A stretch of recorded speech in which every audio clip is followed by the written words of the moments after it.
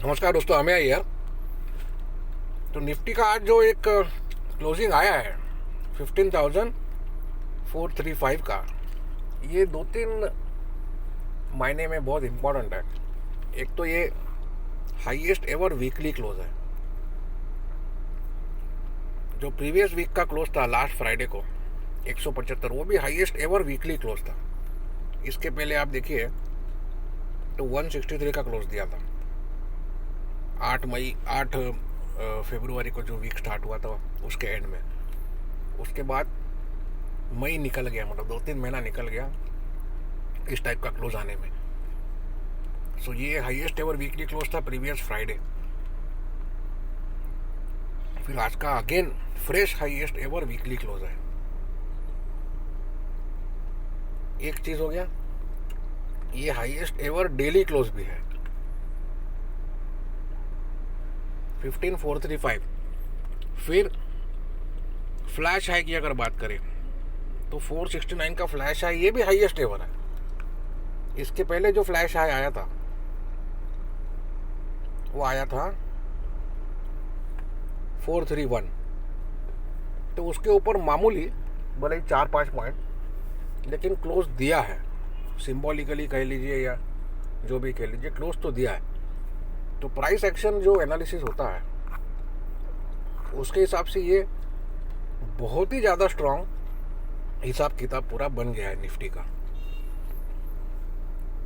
फिर इसमें कोई भी स्टॉक कभी भी चल जाएगा।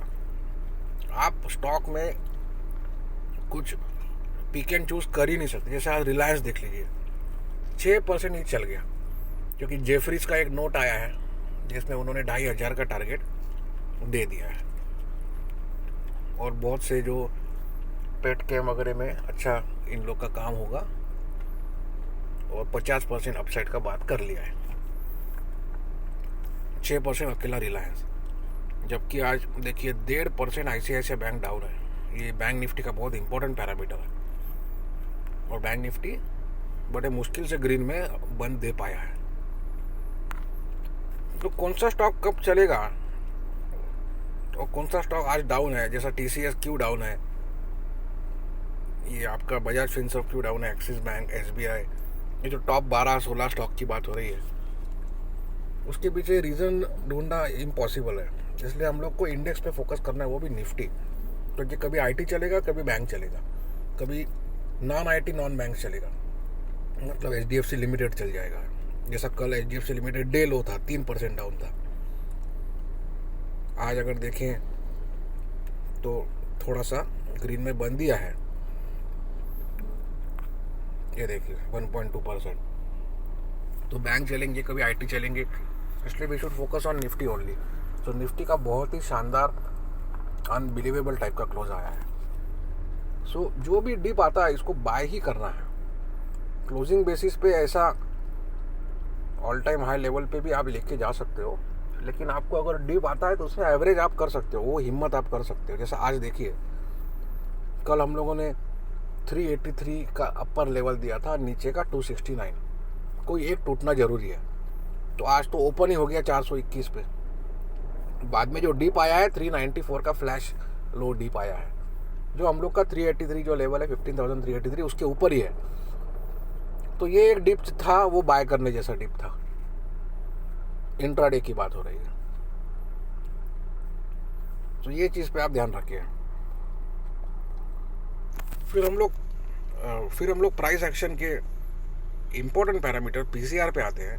देखिए निफ्टी लाइफ हाई है एज ए इंडेक्स, लेकिन जो स्टॉक्स है, जो टॉप 12 स्टॉक्स है, वो कोई लाइफ हाई नहीं है, वो काफ़ी दूर है अपने अपने लाइफ हाई से। सो निफ्टी को ऊपर ले जाने में अलग अलग स्टॉक्स का कंट्रीब्यूशन है, ना कि ये टॉप 12 का। यूजुअली जब भी निफ्टी कोई एक पीरियड का लो होता है, क्वार्टरली लो, मंथली लो, वीकली लो, या weekly high, yearly high, life high, उसमें जो टॉप 12 स्टॉक्स है उन लोग का कंट्रीब्यूशन होता है। ये टाइम पे टॉप 12 स्टॉक का कोई कंट्रीब्यूशन नहीं है लाइफ हाई पे, क्योंकि वो निफ्टी लाइफ हाई है। तो आपके टॉप 12 स्टॉक जो है वो अभी तक ओवरबॉट नहीं हुए हैं।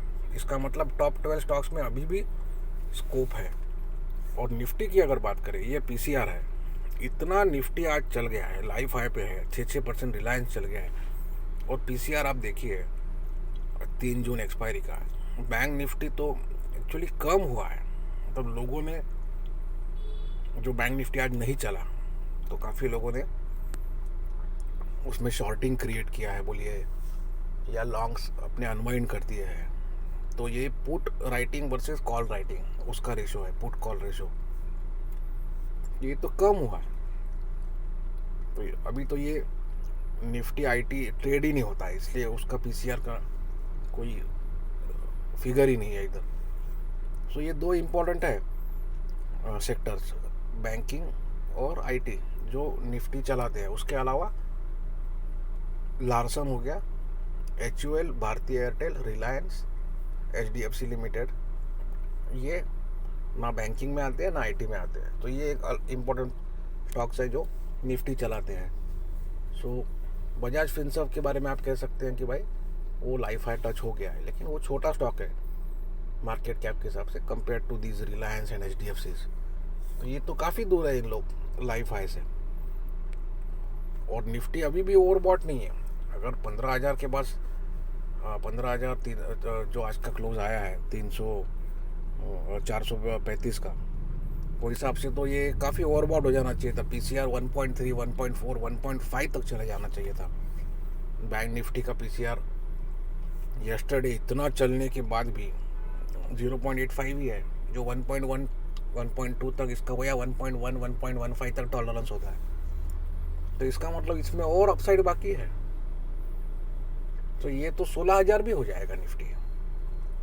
जैसा आपको कल के वीडियो में कहा गया था कि अगर मोमेंटम पकड़ ले और प्राइस एक्शन के हिसाब से जो क्लोजिंग आ रहे हैं, तो जो भी नंबर्स है लाइफ हाई के, प्रीवियस लाइफ हाई के, या आज का जो फ्लैश लाइफ हाई था वो था 469 का, 15,469, ये सब नंबर बन के रह जाएगा।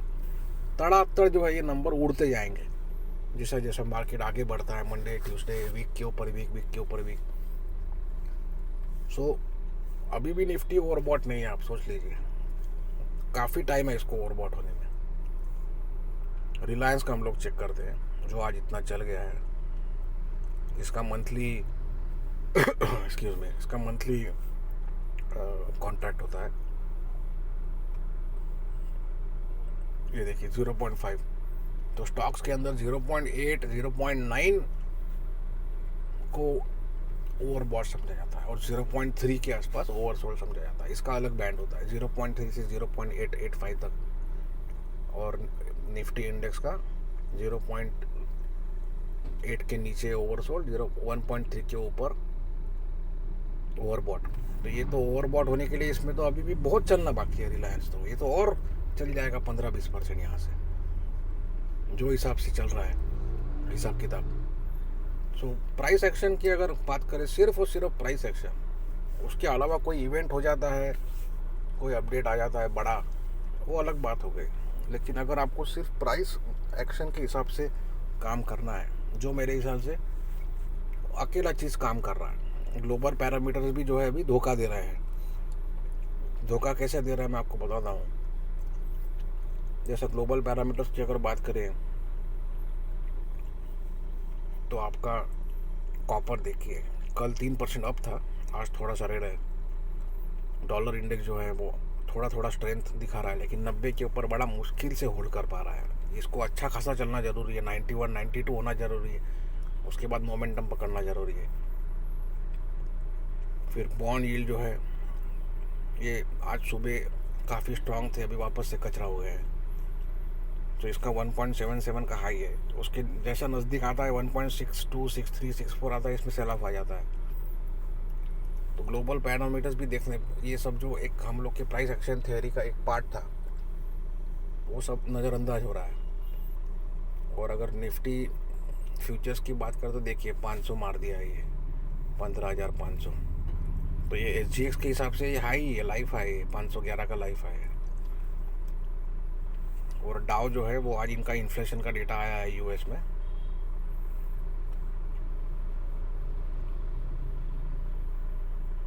देखिए कोर प्राइस इंडेक्स का डेटा आया है और वो स्ट्रांग ही आया है। लेकिन कोई इसमें सेल ऑफ नहीं देखा जा रहा है डाउ में। रीज़न एक ही है, क्योंकि बार बार यूएस फेड के जो ऑफिशियल्स हैं वो हफ्ते में 4-4 बार आके बोल के चले जाते हैं टेलीविज़न पे कि भाई हम लोग और 2-3 साल तक इंटरेस्ट रेट नहीं बढ़ाएंगे, कि इन्फ्लेशन कुछ भी हो जाने दो, टॉलरेंस लेवल हम लोग का बढ़ गया है, या we have tools to fight inflation, ये सब बात बोल के इन लोग ब्लू स्काई सिनेरियो जैसा कर दिया है। सो ये जो अभी हिसाब किताब चल रहा है निफ्टी का, इसका कंपैरिजन हम नवंबर 2020 का सिनेरियो से कर सकते हैं। नवंबर 2020 वो पीरियड था जब यूएस इलेक्शन का रिजल्ट आने वाला था 3 तारीख को मेरे ख्याल से इलेक्शन था, उसके बाद रिजल्ट आने वाला था नेक्स्ट डे, और वो रिजल्ट हो गया पोस्टपोन क्योंकि सब कोर्ट केसेस वगैरह हो गए उधर, और वो आते आते दिसंबर जनवरी हो गया, और वहाँ तक 12,000 निफ्टी जो है टच होके हर एक आदमी जो है, हर एक ट्रेडर एक्सपेक्ट कर रहा था कि भाई अभी तो यहाँ से गिरना ही चाहिए निफ्टी, और वो 12 का हो गया 15, 3,000 पॉइंट, मतलब 25-30% निफ्टी चल गया है। सो इतना ये लेवल पे गलत जाना कोई भी ट्रेडर का, 30% इंडेक्स में चल जाता है, इंडेक्स 2-4% की बात नहीं है, तो पब्लिक शॉर्ट करते ही जा रहा है, और वो मौका आया 25 फरवरी को जब गिरा मार्केट। तो नवंबर, दिसंबर, जनवरी, फरवरी 4 महीना निकल गया, तब जाके फॉल आया है। तो ये उससे हम लोग ये कंपेयर कर सकते हैं जो अभी का सिनेरियो निफ्टी में नज़र आ रहा है, कि इसमें कोई टॉप नहीं है। अगर आप कोई फिबोनाची का लेवल निकाल लीजिए, क्या है क्या नहीं, कि भाई कोई बोलेगा 14,500 पे रुकेगा, कोई बोलेगा 14,550 पे रुकेगा, कोई बोलेगा 15,600 पे रुकेगा, और 15,550 पे रुकेगा, 15,500 पे रुकेगा, कोई बोलेगा 16,000 जाएगा। इसमें कोई अपसाइड नहीं है, ये क्या लेवल दिखा सकता है किसी को नहीं पता है। द रीज़न बीइंग, एक बार आपका प्रीवियस लाइफ हाई जो था 431 का, वो जब उड़ गया है क्लोजिंग बेसिस पे, वो भी, और weekly highest ever weekly close है, हाईएस्ट एवर डेली क्लोज है, highest ever daily flash high आया है। उसके अलावा हम लोग पीसीआर देखें, निफ्टी बिल्कुल भी ओवरबॉट नहीं है, बहुत इसमें बाकी है अभी अपसाइड। और ये जो 12 स्टॉक है इसमें बहुत अपसाइड बाकी है, ये सब आईटी तो सब इन लोग का बैंड बजा हुआ है स्टॉक्स का। तो ये अगर जैसा रिलायंस चल गया 6% एक रिपोर्ट के चलते जेफरीज का, कल कोई रिपोर्ट आ जाएगा आईटीसी का, बोल देगा 50% upside, we are expecting some demerger of their business, ये वो, यहाँ से 200 के जगह 250-300 का टारगेट दे देगा, ये भी चल जाएगा 6-8-10%। तो क्या कर लोगे आप? तो कौन सा स्टॉक कब चलेगा आपकी किसी को पता नहीं है, या कब गिरेगा। कल देखिए आप, लाइव हाई क्लोज था निफ्टी का, और आपका 3% एचडीएफसी लिमिटेड डाउन था, जो टॉप 3 में आता है वेटेज में, क्योंकि पूरा का पूरा फ्री फ्लोट है उसका। तो कौन सा स्टॉक चलेगा वो चक्कर में पड़ो ही मत। अब ये वही टाइम है नवंबर टू फरवरी वाला, इसमें स्टॉक ट्रेड काम नहीं करेंगे आपके। एटलीस्ट ये टॉप 12-13 स्टॉक की अगर बात करें, इसमें स्टॉक ट्रेड काम नहीं करेगी। किसी को सपने में आया था कि रिलायंस का रिपोर्ट आएगा, वो भी 50% अपसाइड का, और 6% चल जाएगा। बोलने के लिए कोई कुछ भी बोल सकता है कि हमने 15 मई को बोला था रिलायंस बाय करने के लिए, 15 मई को बोला था, आज क्या डेट है, 28 मई है।